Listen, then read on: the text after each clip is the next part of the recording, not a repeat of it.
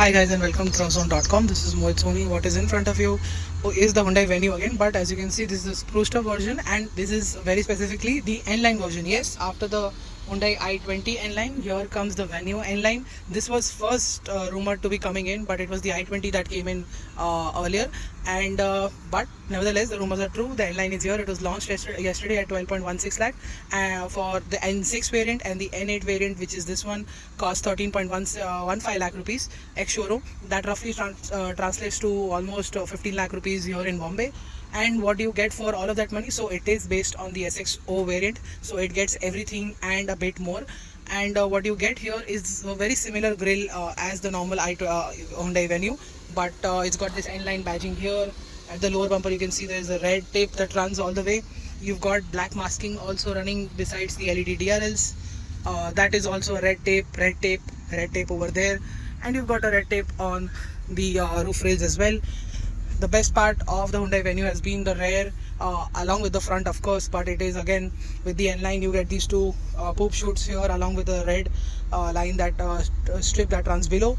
You've got the LED bar which looks really nice. These LED tail lamps look really good along with the LED bar. Everything comes together. The new N-line badge of course is here.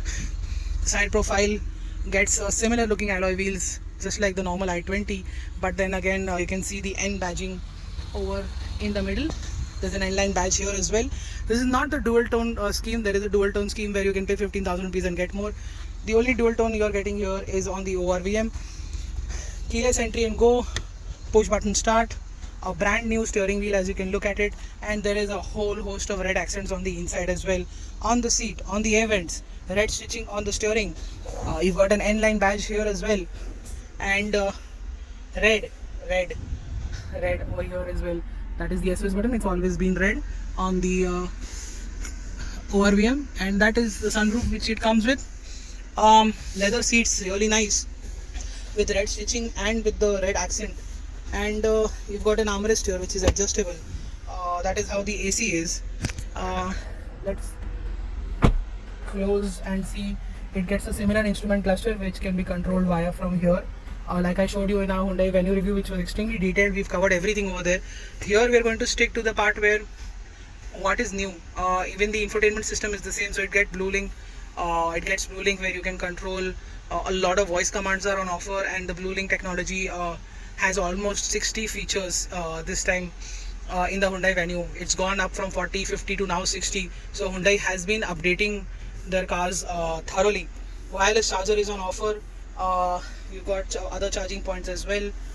It's a similar cabin. We just reviewed the Hyundai Venue a couple of months ago, and you are very well aware of what we showed you. Just to give you an idea again what it is like, the rear seat continues to be the same. It also gets those red accents over there in between, which can be seen here as well. And so is the boot, so is everything else. What you get here are the new paddle shifters which look really nice. Everything is blackened out, which appeals to the enthusiast. It's a very sporty variant. You've got paddle shifters on both sides, and you've also got the D mode along with the S mode here, which is the, and you can manual it as well. So that's something really nice. The drive mode continues to be there. The seat is partially powered, so the rear recline is manual, but the movement for the seat front and front and rear is powered. There's no ventilated seats on offer, but powered seats are quite clearly welcome on this car. We've done a lot of reels on our Instagram about the Hyundai Venue, so you should check that out as well. And you've got some space here. Again, quality as always is really nice, and you've got an all black theme running around, which makes the cabin look really sporty.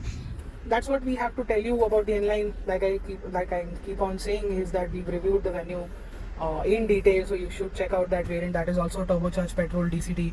But what is the major difference, like over when you compare this to that and vice versa? Let's find out as I start driving and tell you. So what is the Hyundai N-line Venue N-line like to drive? Well, this is of course, like I told you, it's powered by the same 1 liter turbo petrol motor with a 3-cylinder unit that is mated to the same 7-speed DCT. Hyundai has surprisingly skipped on the manual or the IMT on this car.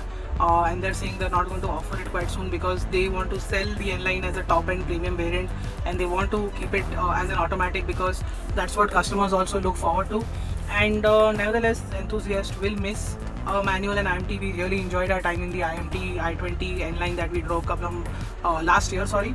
And but what is the N-Line venue like to drive? Well, Hyundai has made one statement very clear, is the fact that the damping force on the suspension has been tuned to 30% or 34% more stiffness. And let me tell you immediately, is that there is a world of a difference in the way this new N-Line drives. It was the same thing earlier with the i20 N-Line, where it felt very, very different and very un-Hyundai like to drive. The venue also feels the same. There is a significant difference in the way the suspension behaves, but at the same time they've been very cleverly getting the balance so right that the ride quality is also very good. Of course, it's not very plush as the normal venue, but then again, I think this is the ideal setup for our roads. You find it on very, very few cars, and this is now one of it. It feels a tad bit stiff, but at the same time it takes most potholes, bad roads, big craters, everything really well. And because this is an SUV, they had to stiffen it up with a because it has a higher center of gravity, the stiffness should have been higher, and I think it feels just right with this center of gravity, this stiff suspension, and the ground clearance that the venue has. It just makes it an absolute breeze driving it in the city. We've always told you that the venue is downright easy to drive. The steering is very light, but in this it's very precise as well. It weighs up on the highway decently well. Two, doesn't get really heavy, how enthusiasts will like it, but that's about it. And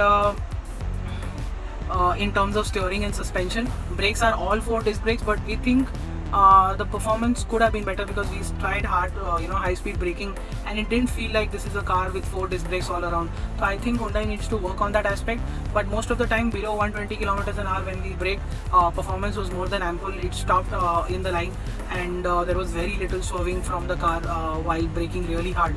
So brakes are also good, but could have been better. Now let's talk about the engine, because the only difference here is the extra 20 PS over the normal Hyundai Venue, which has the same engine but has only 100 PS. This has 120 PS. So what that does is gives it more power, but at the same time this is a DCT. So if you are launching it off the line, there is going to be some lag. If you saw our shorts video on of the acceleration run, it's got that typical DCT lag where it will struggle for a few seconds, and then it will get in the power band, and then it will shoot ahead, and then it will show its absolute bonkers mid-range that is on offer. The superb top end it has on offer. It does 140 in no time. It maintains that speed very easily thanks to 7-speed gearbox. It's only doing 3,500 RPM at 140 kmph, so that is also really impressive. The engine also stays silent. The car stays very stable thanks to the suspension setup. At high speeds also it feels really good, and that's where the N-Line comes in. At the same time, it also has a revised exhaust, and what that does is give you a very sporty exhaust note. I'll put the audio, but what is also I like to tell you is that for the driver, the exhaust note is very muted, because the engine, when you're pushing the car, when you're accelerating it off the line, or when you're gunning it in the mid-range, what happens is that the intake note from the engine is so high that the exhaust note is barely heard. So it's going to be for the people behind you that are going to hear this exhaust note. You are still going to continue to hear the intake note that comes from the engine. The exhaust note is not going to be very loud for you. It's going to be the intake note that takes all the credit in terms of how the N-Line sounds. It sounds sporty on both ends now. So that's another way to look at it. And yeah, that's what the Hyundai Venue N-Line is all about. It's got 20 more horsepower. The suspension is way too good for our roads. At the same time, it's very sporty. It's very easy to drive. There is very little body roll now. The steering is precise. It weighs up decently well on the highway. The brakes are good, but could have been better. For 50,000 rupees extra, almost over the top end variant, you get a lot of features, which includes the dash cam, which I didn't mention earlier.